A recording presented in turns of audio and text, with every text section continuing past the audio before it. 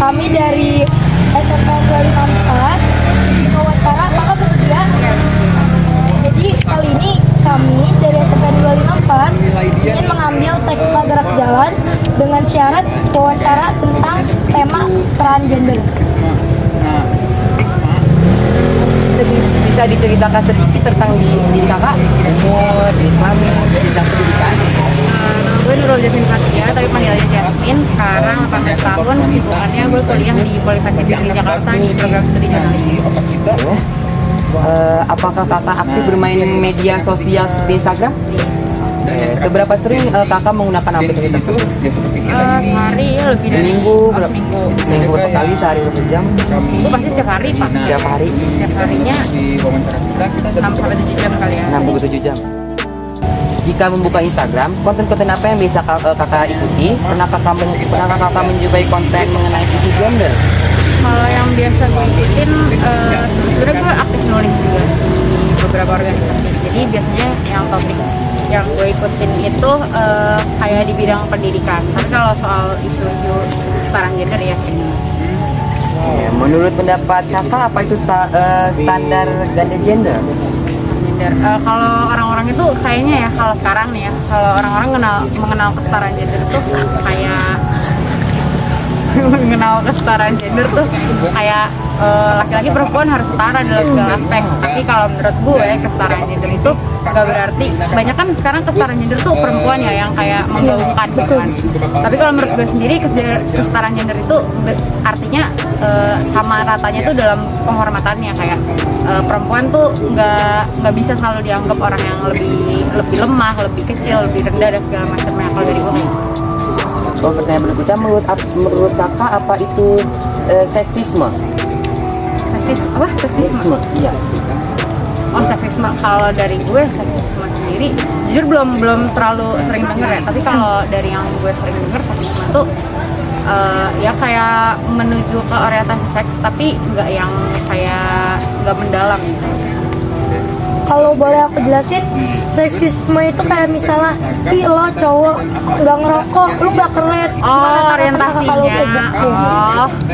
Jadi gimana tanggapan kakak tentang menurut tentang itu gitu? Tanggapan gue, kalau dari pendapat gue yang kayak gitu ya nggak bagus ya. Maksudnya kayak kita nggak bisa menstereotip orang-orang kayak lo cowok lo nggak ngerokok nggak keren. Soalnya itu pilihannya dia mau ngelakuin apapun, maksudnya terserah dari dia sendiri.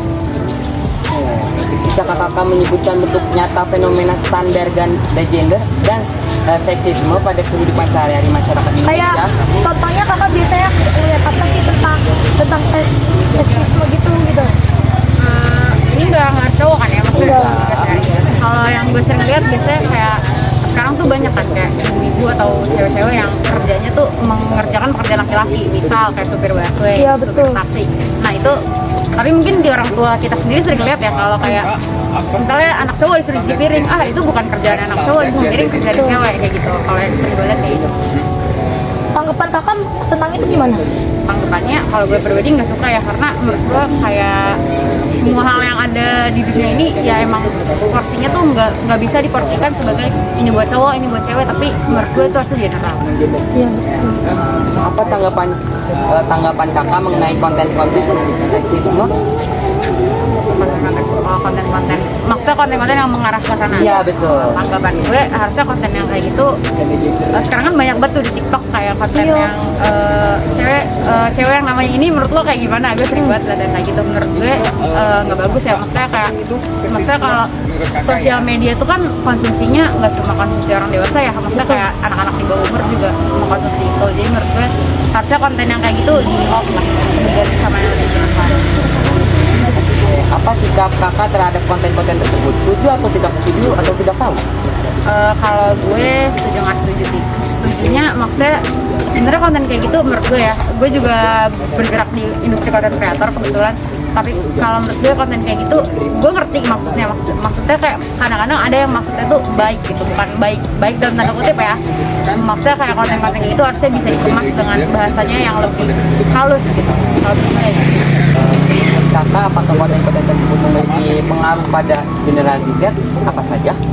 Ya jelas pasti kalau generasi Z tuh apa yang mereka lihat di TikTok pasti secara nggak langsung mereka lakuin lah di kehidupan sehari-hari. Maksudnya besar atau kecil itu pasti dilakuin. Jadi konten-konten kayak gitu harusnya nggak dinormalisasi kalau menurut gue.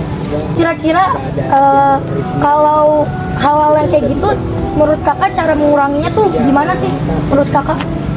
Sebenarnya kayak isu kesetaraan gender itu menurut gue karena sering digaungkannya sama wanita, jadi identiknya feminisme ya disebutnya, kayak identiknya tuh kayak cewek-cewek nih maunya kayak setara, tapi giliran disuruh kerja ini kerjanya nggak mau, suruh panas-panasan nggak mau. Menurut gue kayak cara ngurangin kayak seksisme sama isu-isu kesetaraan gender tuh dari kayak kesadaran orangnya juga sih. Kayak percuma kita menggaungkan isu ini tapi kalau orang-orangnya itu nggak punya kesadaran, nggak ngerti gitu maksud isu kesetaraan gender. Makanya dari tadi yang gue bilang kesetaraan gender tuh harus kita samaratain dulu, harus kita lurusin dulu pengertiannya kayak gimana. Oh oke, kalau gitu. Makasih ya Kak atas perhatiannya, udah membantu kita. Di sini kita punya gift buat kakak karena udah bantu kita. Ya makasih deh. Makasih juga waktunya. Maaf ganggu. Santai. Waduh, makasih. Makasih. Terima kasih kakak untuk waktunya.